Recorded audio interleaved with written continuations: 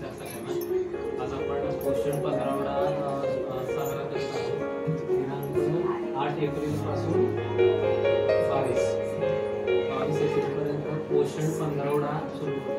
तर पोषण 15 म्हणजे काय आहे ते थोडक्यात आपल्याला पोषक आहाराविषयी माहिती देणे, एक वेगवेगळ्या माध्यमातून आपण त्याचा प्रचार करणे आणि पालकांना आणि नागरिकांना ती माहिती द्यायची आहे। त्याच्यामध्ये सगळ्यात पोषणाबद्दल बोलायचं म्हणजे अंगणवाडीतच आपण का सुरुवात करतोय ते कारण इथं बघितलं तर आपण 1 ते 6 पर्यंतची मुलं असतात, म्हणजे हे वाढतं वय असतं। त्यामुळे आपण ह्याच्यामध्ये पोषणाबद्दल जागरूकता निर्माण करणे हाच आपला उद्देश आहे। पोषणामध्ये बघितलं तर आपल्याला सगळ्यात महत्त्वाचं म्हणजे जे कंप्लीट डाएट म्हणतो आपण, त्यामध्ये प्रोटीन, कार्बोहायड्रेट आणि फॅट्स हे तिन्ही घटक असणे फार गरजेचं आहे। त्याच्यामध्ये प्रोटीनची मात्रा, फॅटची मात्रा आणि कार्बोहायड्रेटची मात्रा ही समतोल असावी। फक्त प्रोटीन, फक्त कार्बोहायड्रेट असं नसावं।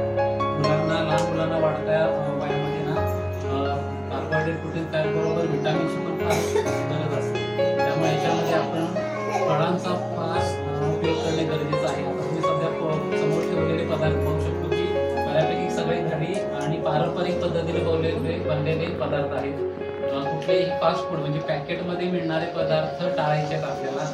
उदाहरणार्थ मॅगी असेल, नूडल्स असतील किंवा कुठले चिप्स असतील, मुलांना चिप्स वगैरे असे चमचमीत पदार्थ आवडतात, ते पॅकेटमधलं न देता तुम्ही घरी बनवून त्यांना द्या। मुलांना पालेभाज्या खायला आवडत नाहीयेत, पण त्याचा एक वेगळा पर्याय तुम्ही काढू शकता। गव्हाच्या कणकीमध्ये बारीक मेथीची भाजी करून मिक्स करून चपातीच्या रूपात तुम्ही त्यांना खाऊ देऊ शकता। उद्देश एवढाच आहे की कुठल्या ना कुठल्या मार्गामधून ती पालेभाज्या त्या पोटात जायला पाहिजे। मुलं अजिबात पालेभाज्या खात नाही, त्याच्यामुळं व्हिटॅमिन डेफिशियन्सी राहते। मग कमजोरी येणे, पाय दुखणे, चेहऱ्यावरती अंगावरती पांढरे सट्टे येणे, मेंदूची व्हिटॅमिनची कमतरतामुळे येतात। व्हिटॅमिन डी आपल्याला याच्यापैकी सूर्यप्रकाशामधून मिळत असते, त्यामुळे लहान मुलांना शक्यतो उन्हामध्ये खायला पाठवत जा, कारण ते उन्हाच्या मार्फतच आपल्या शरीरामध्ये एकच व्हिटॅमिन असं आहे की ज्याला आपल्याला गोळ्या वगैरे खायची काही गरज नाही, नैसर्गिक रूपामध्ये सूर्यप्रकाशामधूनच आपल्याला मिळतं। आजकाल आपण पाहतो की मुलं मोबाईल किंवा कॉम्प्युटरला जास्त एडिक्ट आहेत, बाहेर जात नाहीये। त्यामुळे शक्यतो आउटडोर गेम्स म्हणतो आपण, इनडोर आणि आउटडोर गेम्स वरती जास्त भर द्या। मुलं बाहेर खेळू देत, उन्हामध्ये खेळू देत, जेणेकरून त्यांना व्हिटॅमिन डी मिळेल। सगळ्यात सांगण्याचा उद्देश एवढाच आहे की जेवढा फास्ट फूड पासून आपण त्यांना लांब ठेवेल त्यांच्या आरोग्यासाठी ते चांगलं आहे। चायनीज असेल किंवा बाहेरचे जे पदार्थ तर ते कसे करतात, त्याच्यामध्ये काय काय घातलं जातं, त्याच्यामध्ये अजिनोमोटो नावाचे एक पदार्थ घातला जातो की ज्याच्यामुळे चायनीजला चव येते, पण ते डायजेशनसाठी चांगलं नाही। मुलांचे पोट बिघडणे, पोट फुगणे, पोट साफ न होणे ह्या तक्रारी फास्ट फूडमुळे जास्त होत असतात। त्यामुळे पारंपरिक आहार, दुसरं म्हणजे फायबर, आपल्या खाण्यामध्ये फायबरचं प्रमाण। फायबर म्हणजे थोडक्यात काय, आपण जे खातो ते राहिलेलं जे अपक्व असतं, म्हणजे जे आपले शरीर पचवत नाही त्याला फायबर म्हणतात, आणि ते शरीराच्या संडासावरती बाहेर पडत असतं। आपण जर जेवणात फायबरच इन्क्लूड केलं नाही तर मुलांचं पोट साफ होणार नाही। दररोजच्या दररोज सकाळी उठल्यानंतर लहान मुलांनी टॉयलेटला गेलंच पाहिजे। ते जर होत नसेल तर बघा कुठेतरी आपले फायबर जेवणामध्ये कमी पडत आहेत, याच्यावरून लक्षात घ्यायचं आहे। मुलांना आतापासून जर पोट साफ झालं नाही की त्यांचं पोटात दुखणे, पोट फुगणे, मग मुलं जेवत नाहीये, अशा तक्रारी होतात। दर 6 महिन्याला आपण जंतनाशक मोहिमेअंतर्गत जंताची गोळी देतो। दुसरी गोष्ट म्हणजे बाहेरून आलेले फळं असतील, पालेभाज्या असतील, हे 2 ते 3 वेळा पाण्यामध्ये स्वच्छ धुवून घ्यायचे आहे। आजकाल फळ किंवा पालेभाज्यावर पेस्टिसाइड असलेल्या कीटकनाशकांचा उपयोग केला जातो, त्यामुळे तुम्ही थोडंसं मिठाच्या पाण्यामध्ये ते 10 मिनिटं भिजत ठेवायच्या पालेभाज्या किंवा फळं, आणि नंतर परत धुवून मग ते वापरात केलं तर बरं। त्या पाण्यामध्ये थोडं खायचा सोडा जरी टाकला तरी चालेल, त्याच्यामुळे बऱ्यापैकी ते पेस्टिसाइड किंवा केमिकल असतं ते निघून जात असतं। चांगल्या प्रकारे धुवा। आज फूड पॉइझनिंग आपण खूप कॉमन झालेलं आहे, म्हणजे कसं होतं की आपण बाहेर काहीतरी हॉटेलमध्ये जेवतो, नंतर बघतो की मुलं येतात आणि आजारी पडतात, संडासला लागतं, उलट्या करतात। हा फूड पॉइझनिंगचा प्रकार। फूड पॉइझनिंग म्हणजे काय की जास्त काळ शिळं अन्न आपण ठेवलेलं असेल, जास्त वेळ जर ते आपण म्हणजे घरी जर बघा, आपण जर सकाळचं भात असेल किंवा एखादी आमटी असेल जर गरम केली नाही ते संध्याकाळपर्यंत काय होते, ती खराब होते।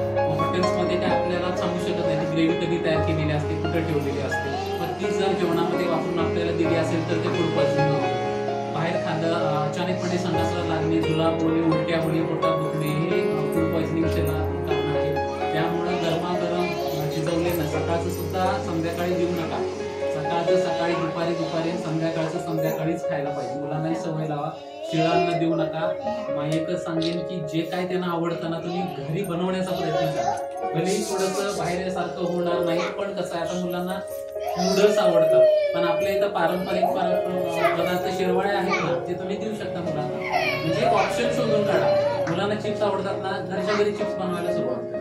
फक्त त्यांना ऑप्शनल द्या. तुम्ही जर मुलांना म्हटलं ना की हे खाऊच नको, एक सायकोलॉजी असते की तुम्ही जर एखाद्या आपल्या मुलाला सांगितलं नाही खाऊच नको तर त्याची त्याच्याबद्दल उत्सुकता जास्त वाटते, ते जास्त खाण्याचा प्रयत्न करतात. त्यामुळे त्यांना ऑप्शन फिक्स करा. तुम्ही फळांचा फार वापर करा.